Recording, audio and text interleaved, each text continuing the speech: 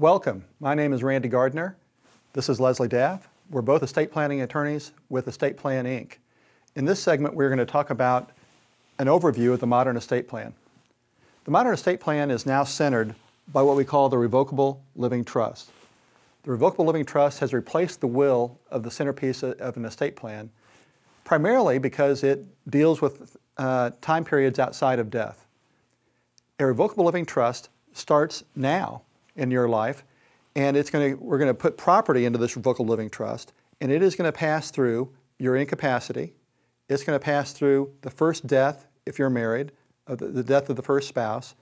It's going to pass through the death of the second spouse, and it's going to carry on past to the lives of your children and possibly your grandchildren, depending on how long you want this to last. We're going to populate this vessel with property. And the people who are managing this property will change. So we're going to be looking at the outset, you two, if you're married, as grantors and as trustees, and you're going to be managing the property. When one of you becomes incapacitated, the other will take over. And then after the second of you becomes incapacitated, or one of you dies, then we may have different decision makers coming in to manage the property. The goal of this is to avoid probate. So basically, a revocable living trust is a contract. It's a contract, like Randy said, between a grantor and a trustee.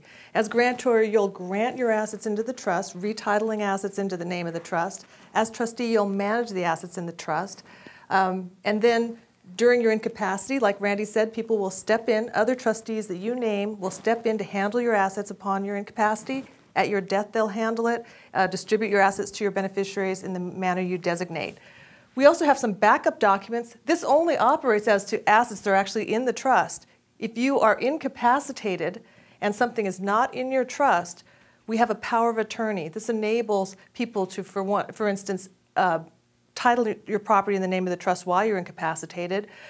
But the problem is if you die and they're not in your trust, it's going to go by will, by pour over will into your living trust and then go through probate in the process. But these are backup documents to support your living trust in case something doesn't get in your trust and you're incapacitated or you're deceased.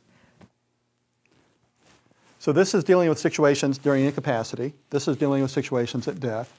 The trouble is, with the will, we have to go through probate, as Leslie said, and that's one of the things we're trying to avoid. So the main goal is to get all the assets into the revocable living trust.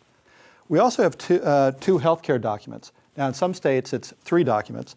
But we have an advanced healthcare directive where you actually identify the people who are going to make decisions for you when you can't make decisions for them yourself because you're in a coma or too ill to make decisions. We also have a HIPAA authorization, which is naming individuals that you are authorizing to receive information if you're in a hospital setting. It allows the hospital and the doctors to allow people to receive information and be able to make decisions on your behalf. Many healthcare directives include a living will with them. In some states, that's a separate document, but the living will is your statement to the hospital and to the doctors that you do not want extraordinary measures taken when you're in a vegetative state. Now we're going to walk through an estate plan design worksheet, which you can download from our website at estateplaninc.com.